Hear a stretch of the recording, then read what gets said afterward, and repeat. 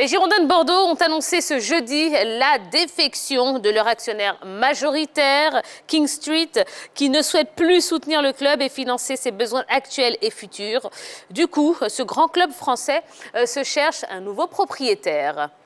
16e de Ligue 1, le FC Girondins de Bordeaux voit sa situation se compliquer sur le plan extrasportif.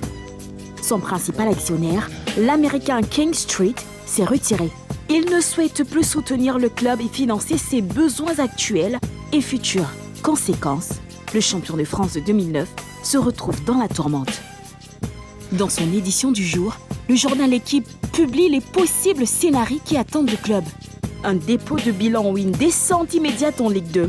Mais Bordeaux pourra se tirer d'affaire s'il obtient un repreneur immédiat qui poursuivra l'activité économique du club.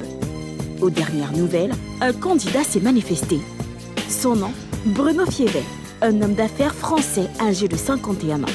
Les tractations entre toutes les parties vont-elles aboutir à la survie de ce mythique club de l'Hexagone ? Bon, alors, Bordeaux, club cherche propriétaire. Qu'est-ce que vous pensez de la situation du club des Girondins de Bordeaux?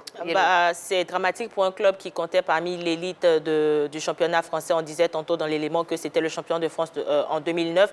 Bordeaux était quand même un club assez réputé et assez grand. Mais quand on apprend cela, Bordeaux qui est à la faillite, c'est quand même dramatique pour ce grand club-là. Mais la Covid-19 aussi n'a épargné aucun club. Là, on comprend un peu la vie des fondateurs de la Super League. La Covid-19 a touché tant les grands clubs que les petits clubs parce qu'on se réjouissait tantôt de la venue des nouveaux investisseurs qui auraient pu rehausser le niveau de Bordeaux tant financièrement que sportivement. Mais là, à savoir que Bordeaux est en faillite, c'est pour moi dramatique.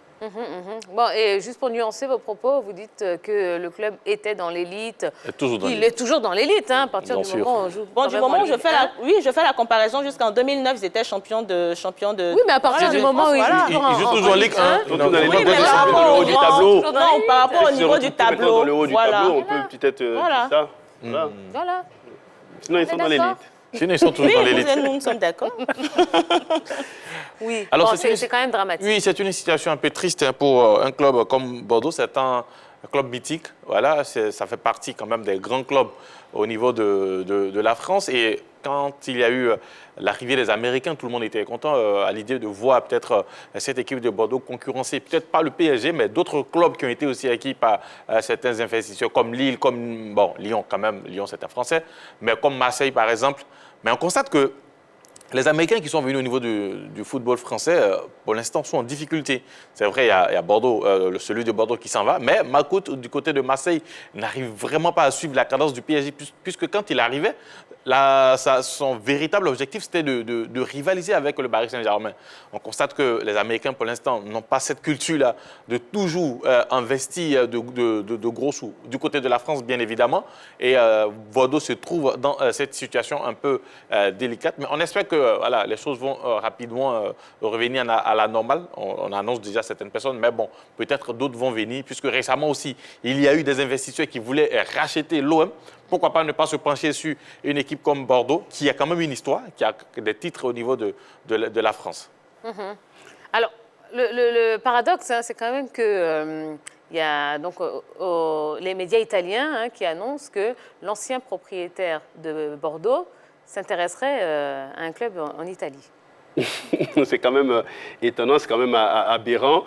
Donc on s'interroge, mais pourquoi partir de Bordeaux? Mais il faut savoir que tout commence quand même en novembre 2018 où le groupe M6 va céder ses parts au groupe King Street qui va être le nouvel actionnaire de Bordeaux. Et puis par la suite, il y aura au moins 18 milliards qui seront injectés en 2020 et puis je crois encore 18 milliards et 26 milliards qui seront injectés pour essayer de redresser les finances de Bordeaux, sans oublier derrière qu'il y a eu des départs volontaires de la part de certains employés pour essayer de baisser un peu la masse salariale du côté de Bordeaux, mais tout cela ne va pas suivre parce qu'il y a eu la Covid qui est passée derrière et puis il y a eu aussi le fiasco de Mediapro. Tout ça mis dans l'autre va emmener un peu ce déficit du côté de de Bordeaux qui est estimé à 53 milliards de francs CFA. Donc on comprend un tout petit peu pourquoi King Street est en train de se barrer, parce que véritablement ça ne va pas. Oui, mais de partir, oui. Oui, il part. Il ne part pas, il part. Alors, le club est désormais placé sous la protection du tribunal de commerce de Bordeaux, c'est-à-dire qu'un mandataire ad hoc a été nommé. Il sera chargé d'assister le club dans sa recherche d'une solution durable. Est-ce qu'un club, dans une telle situation, peut trouver assez rapidement un repreneur? Ah oui, je pense déjà... même si, voilà, pour l'instant, on n'a pas une longue liste de repreneurs au niveau de Bordeaux, mais ça va arriver, puisque, comme je le disais à l'instant, c'est un club quand même qui a 6 titres de champion de France, 4 Coupes de France, 3 Coupes de la Ligue, et surtout une demi-finale de Ligue des Champions lors de la saison 84-85. Donc, c'est un club qui, forcément, attire. Maintenant, derrière, il va falloir peut-être finir cette saison pour voir à quel niveau le club va se positionner, parce que c'est là aussi, je dirais, le défi pour l'instant pour ceux qui sont au sein du club, maintenir ce club en Ligue 1 française pour peut-être avoir un repreneur facilement, parce qu'au cas où ce club descend en Ligue 2, ça sera très compliqué, très difficile d'avoir quelqu'un qui va venir investir de l'argent. Il y a un dicton qui dit « quand quelqu'un laisse, quelqu'un prend ». Bon, ça c'est juste un dicton. Oui, quand quelqu'un laisse, quelqu'un prend. Mais pourquoi quelqu'un l'a laissé? Effectivement, un club comme Bordeaux... Voilà, pourquoi on va laisser ce club-là et puis on va aller s'intéresser à un club italien? Là, la question est posée. Il n'y a pas de réponse.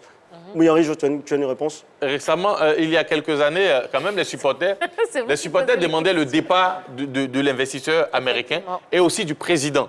Le président, faisant partie d'une minorité, d'un groupe qui avait une petite part au niveau de Bordeaux, est un parti. Ensuite, c'est au tour maintenant de l'investisseur de lâcher Bordeaux. Donc, quelque part, ça a été voulu aussi par les supporters de Bordeaux. Est-ce qu'ils ont quelqu'un qui souhaiterait prendre l'équipe en main? Bon, là, on ne sait pas, mais bon, leur vœu a été exaucé.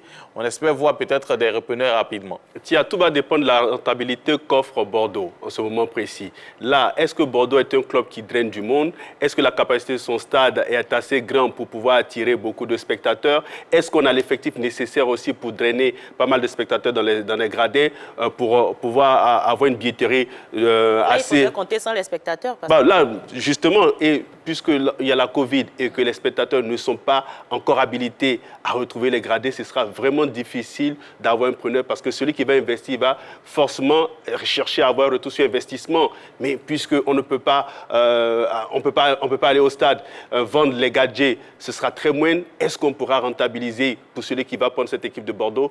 J'attends de voir, mais ce sera vraiment très compliqué pour cette formation bordelaise de trouver un preneur assez rapidement.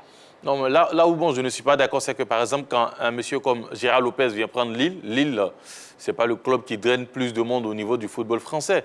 Mais il a pris Lille, il y a eu un projet derrière. Le projet, ils ont suivi ce projet. Et aujourd'hui, Lille est leader du championnat français. Bon, je pense que quand on vient, surtout dans le cadre du football, prendre un club, il faut avoir un projet et surtout, il faut être patient. Il faut bien suivre ce projet-là pour que cela arrive à avancer. Prenons même le cas de Monaco. Monaco, au stade Louis II, le stade n'est jamais rempli. Mais les Russes sont arrivés, ils ont pris Monaco, c'est vrai. Aujourd'hui, Monaco peut-être est 3e ou 4e, mais il y a eu des années où Monaco vraiment a rivalisé avec cette équipe du Paris Saint-Germain. Et surtout, Monaco est 3e, voilà, merci Tia. Et surtout, Monaco a joué une demi-finale de Ligue des Champions.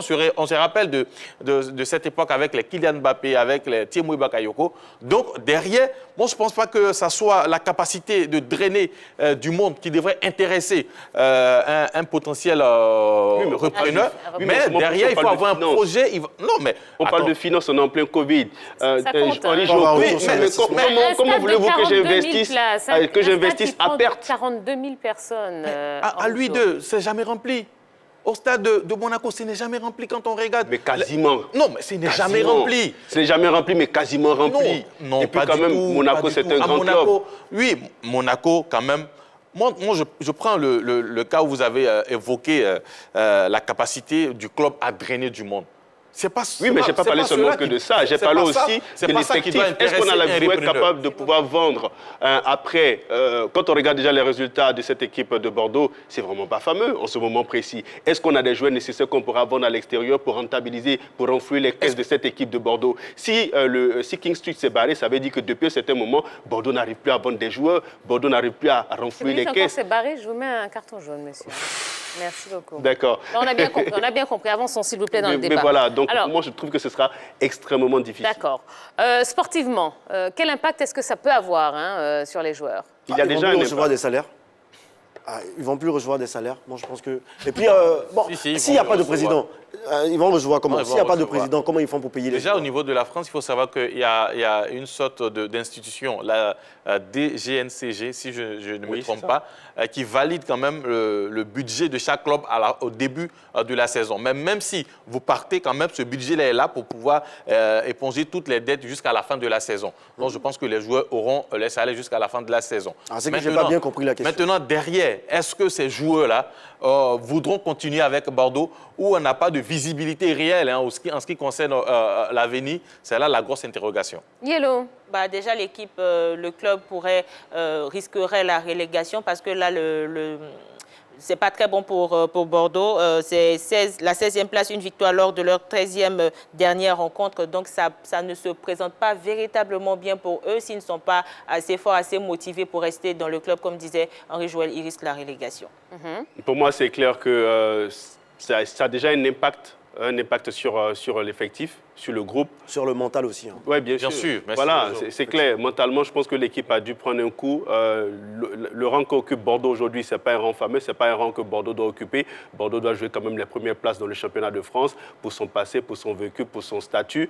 Et là, quand on regarde un peu ce que ce club-là vit financièrement, c'est clair que les joueurs ont pris un coup.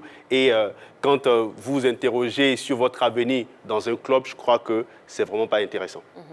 Et c'est vraiment dommage pour un club comme celui de Bordeaux. Oui, mais ce qu'il faut souligner, c'est que... grands noms passés. Oui, justement, en parlant de Zidane qui a apporté son soutien, il a laissé entendre dans les médias qu'il a appelé certains amis qui sont toujours encore à Bordeaux et il a apporté son soutien à ce club parce qu'il a dit que c'est son club de cœur.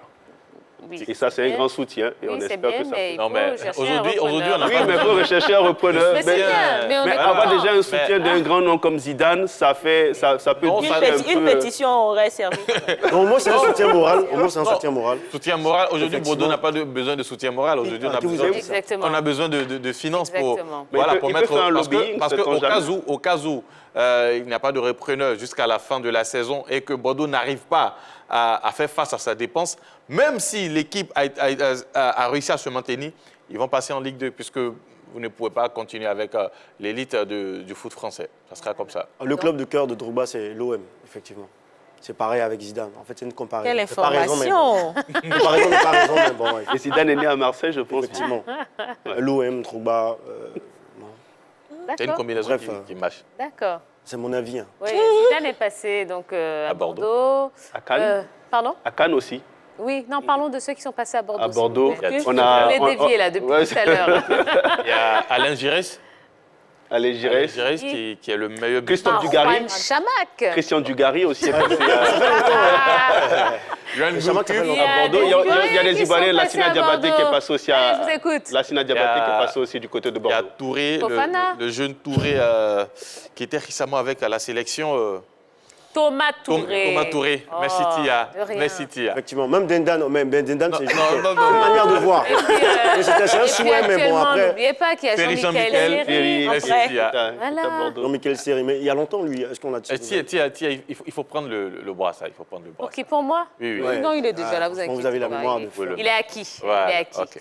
Bon, allez, voilà ce qu'on pouvait dire. Bon, on espère en tout cas vraiment que les choses vont rentrer dans l'ordre pour cette équipe de Bordeaux, parce que ce serait vraiment dommage, vu le parcours, vu l'histoire de ce club. On espère vraiment que les prochains jours seront meilleurs. Allez, on va marquer la première pause de la soirée. Dans la deuxième période, eh bien, nous recevrons notre invitée de la soirée. Elle est artiste chanteuse. La belle Candice sera sur le plateau dans quelques instants. Et avec elle, eh bien... On parlera de sa passion pour le sport, évidemment. Et puis, on parlera des championnats français et espagnols qui sont très serrés actuellement. Et puis, pas mal de surprises, comme tous les vendredis. Vous savez qu'on parle de l'actualité sportive, mais on s'amuse beaucoup. Oui, c'est très important pour bien entamer le week-end. Allez, ne bougez pas, on revient dans un instant.